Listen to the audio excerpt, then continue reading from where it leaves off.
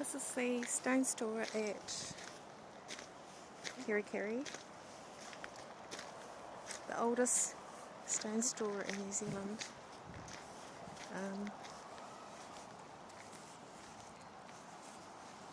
And it's very historic because the first settlers came here after they settled in Russell in Okiato, which was the first capital of New Zealand. They came here, and Samuel Marsden came here to settle, and the Kemp family and the Butler family. So this is Kemp House.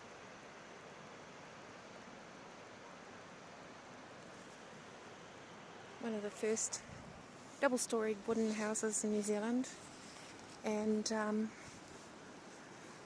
garden is kept nearly to the state it was, as much as they can in modern day living, to the state it was when it was first settled here in New Zealand.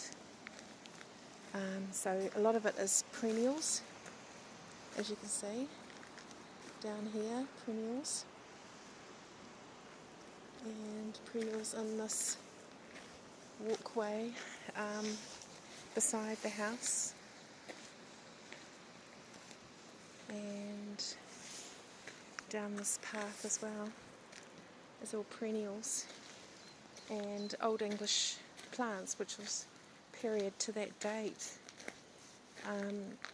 So yeah, they historically, they have a historical trust that looks after this, and they historically keep it to how it used to be. So some of the trees are original fruit trees here. Apples, plums, pears. This here is a very old, very old. Look, there's a bird in the middle there. Look at it, nestling. A very old plum tree. Amazing old plum tree. It's got a bird lying in the middle of it, sitting in it, resting. And at the back of Kemp House was servant quarters and sheds. And this is now called the Honey House Cafe. But that's been slightly remodelled, whereas Kemp House cannot be. Then coming around here, part of the garden, and some of these old trees, again, as you can see, they've been propped up. Some of these grapevines were the original grapevines brought to New Zealand by Samuel Marsden.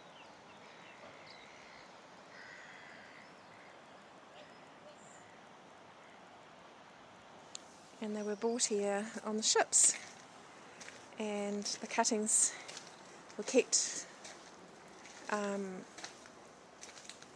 probably in hessian sacks or in matting so that they wouldn't dry out.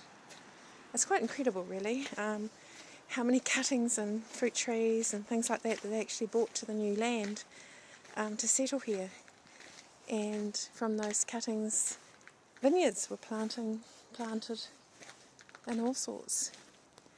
So it's a very incredible place, and yeah, some of the trees here are extremely old, hundreds of years old fruit trees, and a lot of them have been replanted because some fruit trees don't last too long. A lot of apples do, a lot of plums do, and a lot of pears do, which is really interesting. So yeah, it's a interesting place, this.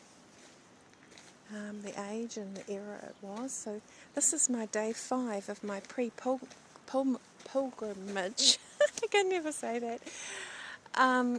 To the UK, and so part of that is coming to a place where the first settlers came to live, here in Kerikeri, Northland, New Zealand. I know the stone building, and that's the back of it there, doesn't look very old in the world standards, but it's old by New Zealand standards. And some of the oldest places are here in Northland, because this is the first port that they came to, being the Bay of Islands. And it's a beautiful place, the Bay of Islands. So many beautiful islands to stay on. I myself have personally camped on these islands. And you know, it's been a privilege to camp there. They're protected places, so you have to make sure that it's rodent free when you come onto the island, so you don't bring any rats with you or anything like that. So I'm going to point you in the direction of one of the oldest pear trees, well, the oldest pear tree, and it still grows pears to this day in New Zealand. It's incredible, really, to think that this pear tree is still alive, still growing, even though it's got an awful lot of lichen on it, but it's still here, it's still alive, still present in this world. It's got an incredible big trunk on it. So this is it here.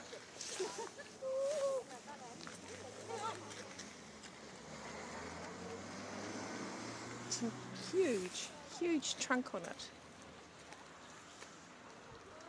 You can see the trunk there.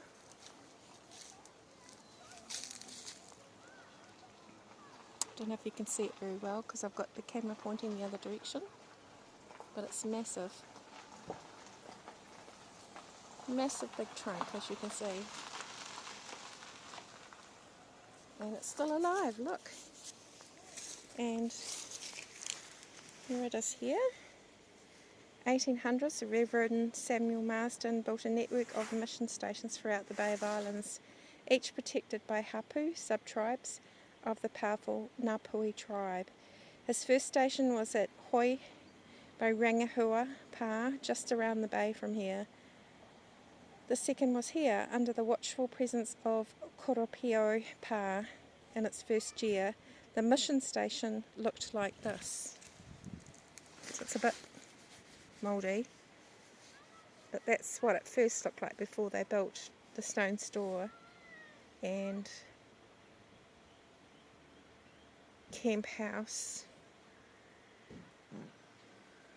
So that's the river, the Kirikiri River there, coming into the waters of the town basin here. It's amazing, isn't it?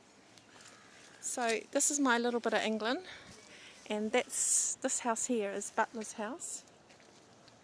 It was their residence, their place of residence. So it's really incredible. So you can actually sail all the way up. It's deep water up the inlet from the Bay of Islands. You can actually sail here from the Bay of Islands, from the Pacific Ocean. You can come right in with deep keelers and catamarans and ketches. So here we are.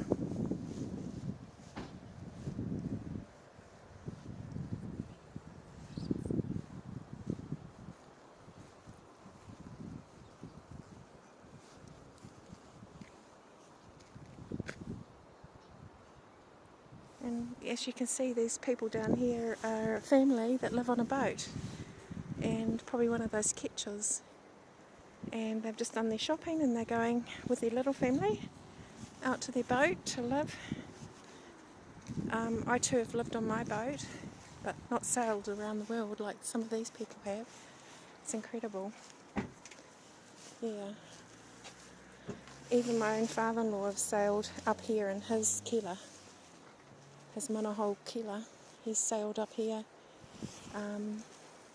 from Auckland and moored here.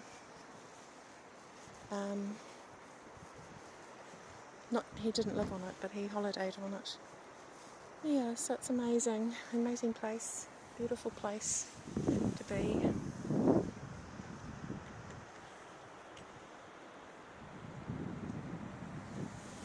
So this is my little bit of Kiwi ana and my little bit of touching base with the heritage of our tangata whenua, our ancestors that came from the British Isles and beyond here to New Zealand. So yeah, this is me touching base with a bit of roots here, even though I didn't have any family that came here as we speak.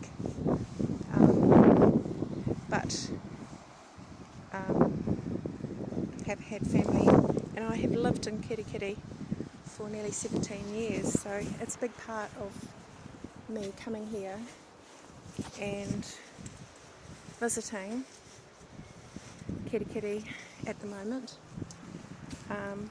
because this is where our children grew up. School, high school, primary school. This was our home for so long, and it still feels like home. It's still familiar. It's still part of us. Still a big part of us. So here we go. Bye for now. See you again one day. Stone Store. Town Basin.